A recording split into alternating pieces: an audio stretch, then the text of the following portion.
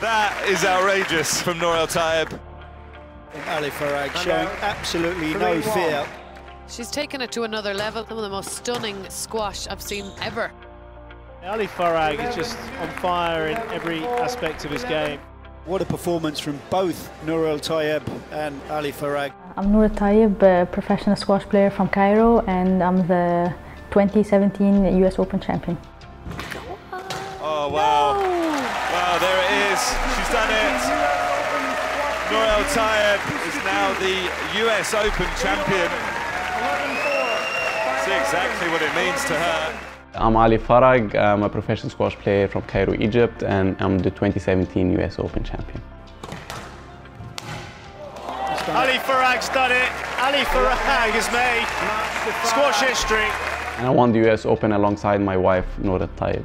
He's just won his first World Series event, his first major on the PSA World Tour here in Philadelphia as he greets his wife, Nour El Tayeb, who's won her first World Series event here at the US Open as well. Well, it is fantastic to see such a unique scenario with a husband and wife winner of a major event, the US Open. I didn't care or know we were the first couple. I was just happy I won. I'm just happy he won. It was the first major. Winning the 2017 US Open Championship alongside Nour, it was our first ever, for both of us, our first ever World Series title. When it happened, I couldn't even celebrate. I was in a shock. We both won it for the first time on the same day. We can forever call ourselves US Open champions, you know what I mean? And it means so much to us.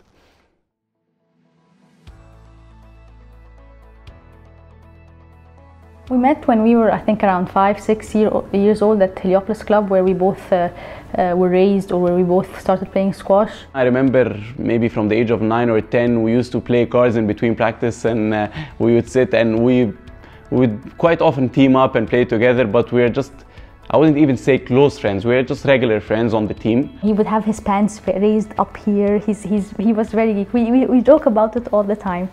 So, but he was the person, like, he was good at squash, very good at school. I was more energetic and naughty-ish, and he was the other way.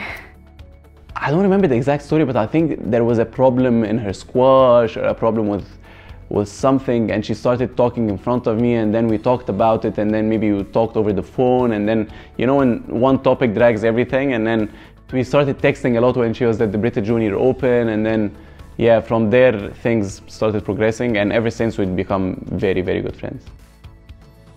We were very, very good friends until maybe the age of 18, and then when I left for the US to study, it was tough at the beginning. I was very homesick. It was hard to adjust to the culture, and even though everyone was so supportive over there, my teammates, Mike Way, and everyone, but it was still tough.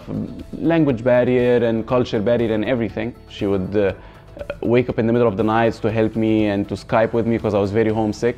And then this is when I knew that, okay, this is just beyond just best friends, and this is the person I want to live with my entire life. After the first 2 months, after he traveled, we knew something, we felt something for each other, and that's when we started dating, because our friendship was obviously not normal. As he said, I would wake up in the middle of the night to speak to him when he had matches in college, and he would do the same for me. To be honest, this 2012, it was my worst year on the squash tour. I wasn't motivated because I think I had college, a new life, a new experience.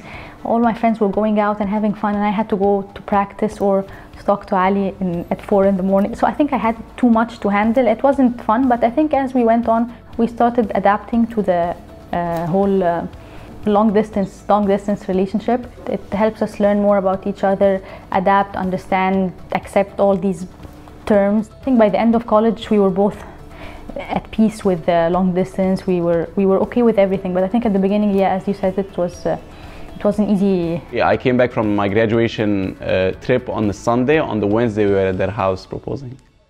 Before the wedding, I thought it was just a party. It's too much of a hassle, too big of a deal. But after that, it's definitely the happiest day of my life. It's everyone gathers and everyone is happy for you. Everyone we love is there to share with us. So it's a very special day.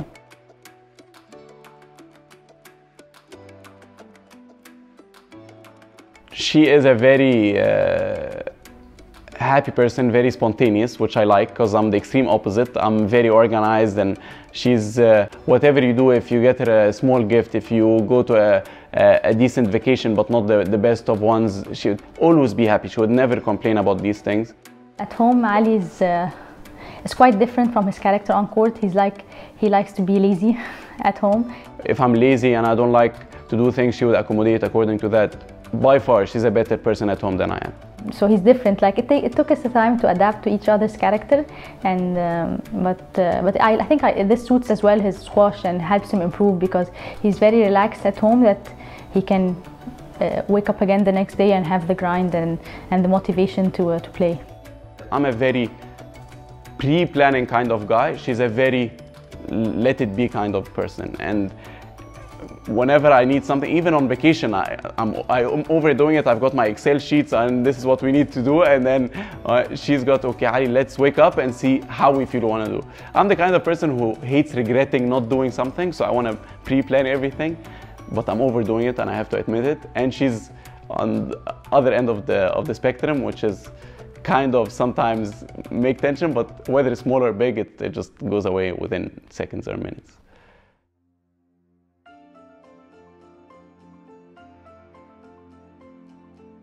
She's gone through a lot of hardships, especially the injury, and this inspires me a lot to see that, okay, there are going to be a lot of downs, but you can always keep going forward. When I started playing again on tour, it felt different. Something was odd. It felt like I was practicing well, playing well in practice, but then I would go to a tournament, lose first or second round. I think I was too nervous about losing, about climbing up the ranking again, maybe. I didn't drop to outside the top 100, I just dropped to 14 or 15, so it wasn't too bad, but it's the performance-wise, I wasn't there. I was struggling with my fitness, with my squash. She was training really hard to get back in it, and she wasn't getting the results she wanted. Even though she was playing very well in practice, she was practicing very well, she would go to her fitness, she was very disciplined, and for a full season, she would just reach the second round. And whoever she's playing with, she would lose within the top 8, even though before the injury it would have been 50-50 or even maybe a higher chance for her. And she never lost faith, she never changed the way she was training, she trusted the process, she kept going, and it paid off at the US Open. And ever since, she got her confidence up and she's been playing super well.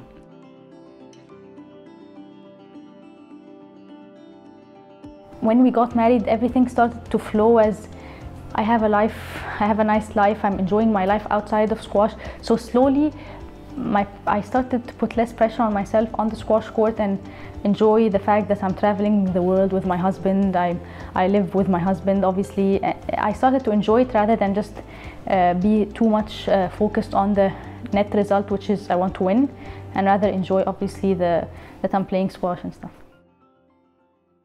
Ali Farag is out the back warming up. He's watching this and he's got to regroup and keep himself calm to get ready for his match. I mean, his emotions must be jumping all over the place watching this. Absolutely. There he is. He's come out from the back to congratulate his wife, Nour El Tayeb. You want to be in the right headspace before your match. You want to be relaxed. You don't want to be tense. You want to be warming up properly, because obviously you have to interrupt your warm-up sometimes to go talk to her in between games, or to be watching a crucial rally or some of these.